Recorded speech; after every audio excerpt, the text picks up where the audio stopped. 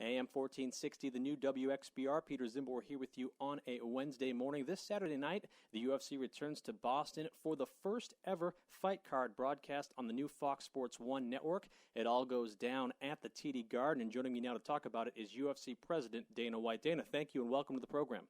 Thanks. Good morning. Dana, this is the first time the UFC has been back in Boston in 3 years since your initial visit with the organization. Why has it been 3 years since the UFC has returned? Well, right now we're in 175 countries, 23 different languages, and over 1 billion homes on television. So we've been traveling around a lot, hitting a lot of new first-time, cities, and it just worked out that it took this long to get back to Boston. Now, in the build-up to this event here at the TD Garden Saturday night, there did appear to be some hurdles for the UFC in terms of getting fighters licensed, namely Chael Sonnen, who had some issues with some different organizations who took issue with some things he said in the past. He said a lot of things, as we all know. And there was some issues with the commission in Massachusetts granting licenses to fighters from outside the country who did not have Social Security numbers. Are these hurdles going to prevent the UFC from maybe coming back to Boston? Yeah, these weren't really hurdles. These are strictly a union issue. My partners, the Fertitta brothers, own Station Casinos, and they're a non-union company, and the Las Vegas Culinary Union has been working with politicians here to make it difficult. I mean, think about this, right? The Social Security issue. Boston has an NBA team, a baseball team, a hockey team. I mean, how many guys that play hockey are from Russia and Czechoslovakia and Canada and everything else? They never have any issues. All these other guys don't have any issues. And then they're talking about, Chael Sonnen. Chael Sonnen is licensed in every single state with an athletic commission and in other countries. Yet it's an issue here. You know what I mean? And, it's just ridiculous. Now, today there was a hearing about having people be 18 and under not be able to attend the events. Yeah, I was going to ask you about that. Last week on the show, we had Boston City Council President Stephen Murphy join us in the airwaves, and he's the one who filed the resolution. That guy's in the union's pockets. Murphy is in the union's pockets. Basically, he wants to do this ban. Have you ever been to a Yankee-Red Sox game? Of course I have. You ever heard the things that are screamed and yelled there in front of little kids at a Yankee-Red Sox game? Of course I have. You go to a Raiders game and you wear a different jersey, they'll kill you, right? I mean, it's crazy that they're going to try to, but on this event, they want to make it 18 and under. Stephen Murphy he's working with the union. Stephen Murphy on our program said that it's not the content of the actual sport, what happens inside the cage, that offended him. It's the fighter's behavior outside the cage. Do you care to respond to him? Yeah, sure, I would love to. It's pretty crazy considering we're here in New England. I'm pretty sure the Patriots are here in New England. And look what just happened there, right? Well, there you go. Aaron Hernandez allegedly committed murder, and he's facing trial rather soon. Yeah, are we going to get rid of the Patriots? Are we going to make it 18 and under to go to a Patriots game? So more or less what you're saying is that this is an issue between your business partners, the Fertitta brothers, and the Culinary Union of Las Vegas and their Station Casinos outside of the realm of the UFC, and the Culinary Union is just making it difficult for the UFC to do business everywhere else they go because of that. 100% correct. They're like, they don't do any real damage, but they're like gnats.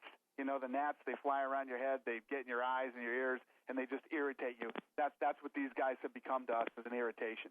Well, let's move away from the controversies surrounding the card, controversies or non-controversies, and talk about the actual card itself. It's a pretty stacked card. Chael Sonnen takes on Shogun Rua in the main event. Also, Alistair Overeem, Uriah Faber, and Mike Brown on the card, all former world champions, albeit some of them in different organizations outside the UFC. This is the first ever UFC fight card broadcast on Fox Sports 1. Because of that, did you guys just want to bring a pay-per-view caliber fight card to free TV?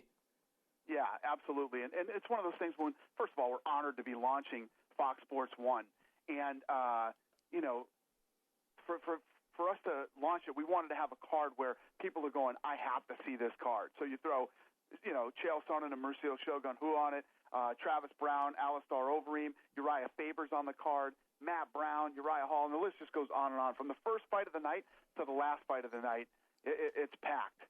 And you know what? I'm so sorry. I want to jump back to Murphy again. Sure, go for it. One thing real quick. First of all, when you guys elect politicians like him or however he got into office, they're supposed to be bringing, first of all, the country is in the worst economic disaster it's ever been in. People don't have jobs. we have a huge economic impact on cities that we go to. And this guy, because he is in the union's pockets, wants to chase away, jobs.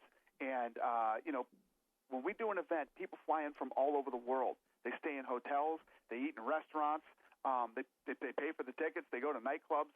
And, that's what these politicians are supposed to be doing, is bringing in jobs and more money, not chasing it away. One more thing, going back to what you mentioned about the Social Security guards being an issue for foreign fighters. You mentioned, there's a lot of foreign athletes and whatnot on a different professional sports franchises in Boston. Well, the Athletic Commission in Massachusetts really only sanctions combat sports, i.e. MMA and boxing. Right. So they would now. From what I understand, though, it's not a commission thing. It's actually a law. It's actually a law in the state of Massachusetts that people that come in here and perform or do whatever have to have Social Security cards. Maybe I'm wrong on that, but that's what I heard. Well, if that's the case, it seems like you had quite the issue. But everything, you guys were able to navigate everything smooth flowing for Saturday night, correct? Yeah, everything's perfect for Saturday night. It all worked out. We're talking about the quality of the card just a moment ago, exponentially better than the last time UFC came here, with all due respect to the fighters who fought at UFC 118. And this is a free show as opposed to that show that was a pay-per-view. Right. Yeah, exactly. No, this one's free.